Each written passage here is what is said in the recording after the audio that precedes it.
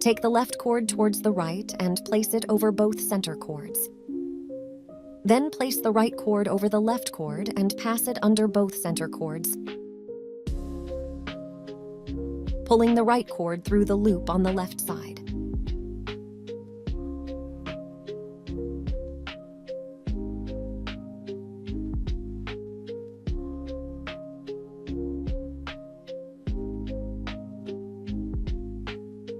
Now, take the right cord towards the left and place it over both center cords.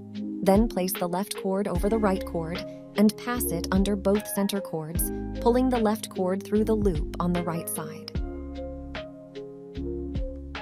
This is the first square knot, which is very important for making macrame projects. Practice this knot well,